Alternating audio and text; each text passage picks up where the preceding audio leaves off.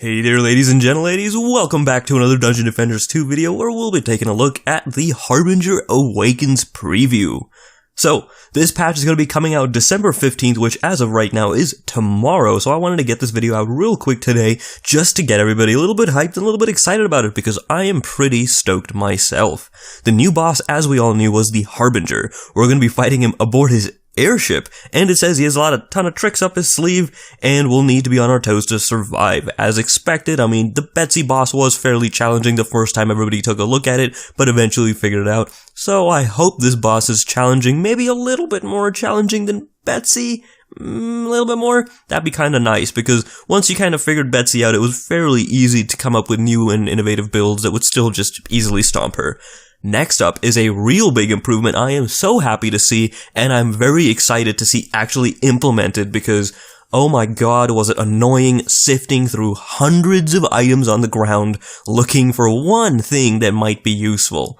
Loot version 2, less trash. Stats roll together intelligently. For example, defense health rolls with defense power more often, and high rarity items drop more frequently than trash. Also, fewer loot drops means you spend more time fighting rather than less time managing. So, they didn't explicitly say less items will drop, but I mean, it says fewer loot drops means, so I'm assuming fewer loot drops are happening, and they're just explaining what that will do for us. So good. Less trash is going to be coming out.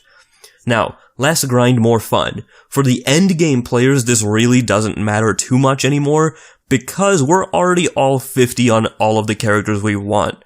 If you've got level 50s on everything you already have, then there's really no point in leveling anything else up. But say you're missing a trap huntress, or you're missing a boosting monk, then you can go ahead and start leveling up a new character, and it seems that the level 38 through 50 just mindless free play hard grind maps is going to be gone. Well, not gone, you can still do it if you want, but it seems like end game leveling is going to be better now because the actual end game maps that were locked to us previously at level 38 through 50 have now been opened. So you can actually run the much harder maps on the lower levels because, I mean, let's face it, it's possible. The maps that they expected you to run at level 38 to level up were so easy. You could actually place a couple towers and just walk away from your computer, leaving, your G key pressed down or leave an auto key button to press G for you. It was that easy. It was mindless. So good to see that changed, and hopefully the newer players will be enjoying it.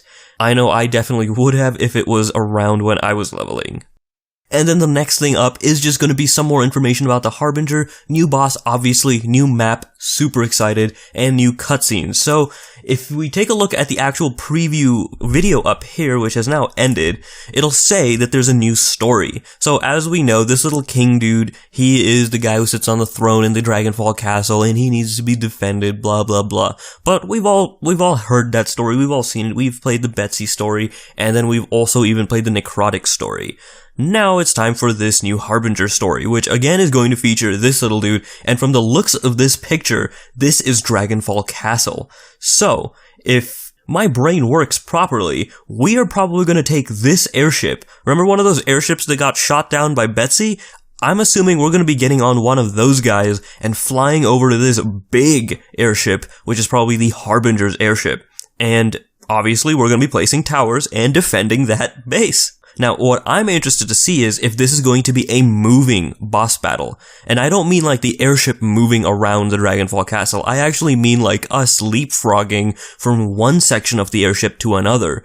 Because it seems like we're going to be attacking this airship, we're going to probably start somewhere back here or somewhere up here at the front, and then leapfrog our way over through the airship to the boss. I'm hoping it's something like that. I was actually thinking about that earlier. It would be cool to see maps actually have a progression cycle, rather than enemies just get harder and more enemies coming out per wave. But I don't know how this airship's gonna play out. Unfortunately don't watch the dev streams. I don't really have time to watch the dev streams, but if any of you have seen them and know what's gonna be happening on that airship, feel free to send me a message or leave a comment in the comment section below. I'm pretty excited to see what's gonna happen. Worst comes to worst, nobody tells me anything, and we get to find out tomorrow when the actual patch drops.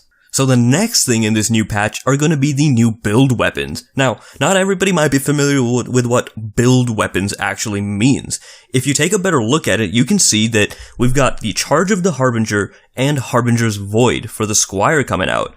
Now, the Harbinger's Void shield is going to have a ability called Training Dummy on it. Well, I don't know if it's going to be called Training Dummy, but it's going to be a Training Dummy stat.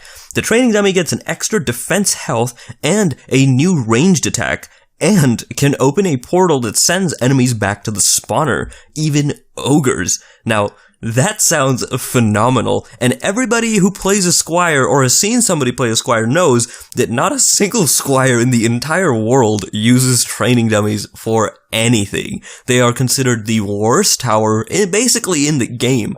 I'm pretty sure even Squire's Serenity Tower is used more than the training dummy tower. So, this shield could potentially change the way Squires do builds if these stat bonuses to the training dummy are substantial enough and can actually be used in conjunction with other towers well enough. The training dummy could be a new staple tower in new builds. So that's fantastic. Then the Charge of the Harbinger does some provoke changes. When provoke is active, the enemy gets knocked back and burned over time. Seismic Slam deals more damage and gets reduced cooldown on a successful block. So this Charge of the Harbinger is just a good weapon for tanky Squires. So if you're running a walling Squire, this provoke sword is fantastic. Now, if we scroll down some more, we see the Apprentice's Harbinger's Bombardment. It does Mana Bomb and Arcane Barrier changes. Mana Bomb casts a damaging shield around the Apprentice while Mana Bomb is charging and opens a portal that makes it rain meteors. Dude loves his meteors. Hell yes, dude does love his meteors.